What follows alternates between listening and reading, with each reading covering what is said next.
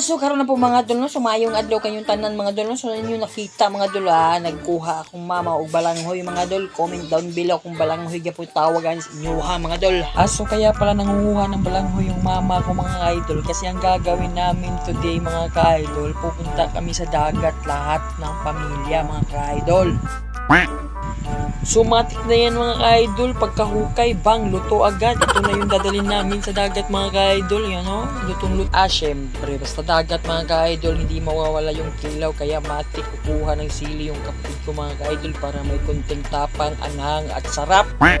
So ayun na nga mga ka-idol, ganito ako kabilis mag-edit, kaya naglalakad na kami ng time na yan mga ka-idol patungo sa dagat mga ka-idol para hindi kami maabta ng law mga ka-idol.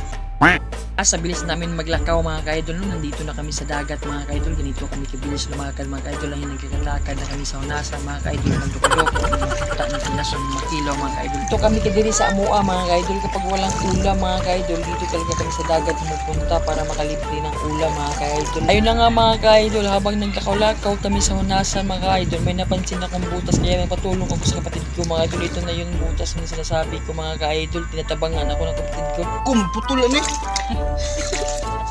So habang nagkuot-kuot kami mga ka-idol, ito lang palang nakukuha namin sa ilalim mga ka-idol. Putol? Higit na.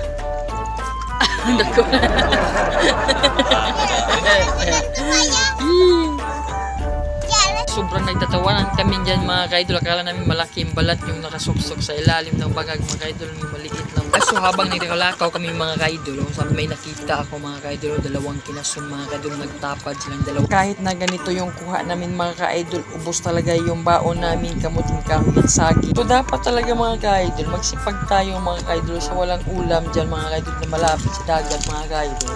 Punta lang kayo sa dagat at kuha kayo ng kinasun. So itong pinokpok ko na kinasun mga ka-idol, pwede ditong itong pangpurga ng mga bata. Ang galing! Ang galing! Mga ka-idol na mga laki ang tiyan na may laman na bitok mga ka-idol, pwede ito yung mga ka-idol mabisa. Habang naglalakad ako sa unasan mga ka-idol, may nakita akong pares na starfish mga ka-idol, sa siguro mag-asawa sila mga ka-idol, sana all mag-asawa. So pagkalipas ng ilang oras, ilang minuto, ilang segundo mga ka-idol, nandito na kami sa spot ng among kaunan mga ka-idol. Dito kami napili yung magkainan kasi malinis yung tubig sa kilid-kilid mga ka-idol para mahugasan yung kinason. So ayun na nga mga ka-idol, pagkatapos namin hugasan yung kinason mga ka-idol, sinugdan na namin naghab-hab mga ka-idol. Ganito yung naong sa aliwang mga ka-idol na kumakain.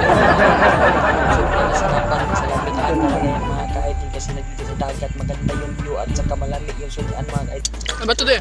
Ano de?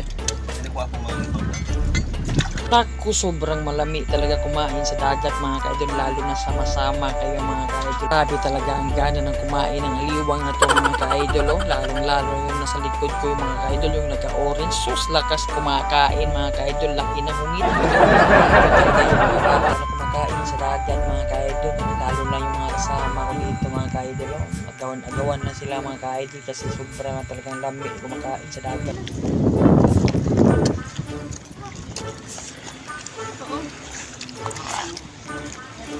So yan banda mga ka-idol, tumatayo na ako kasi nabubusog na talaga ako mga ka-idol sa kinakain ko. So ito na yung busog na aliwang mga ka-idol, naglalakad na lang. So hanggang dito na lang tayo mga ka-idol, see you sa next vlog mga ka-idol. Tagalog palaka niya ang Bisaya Pakit.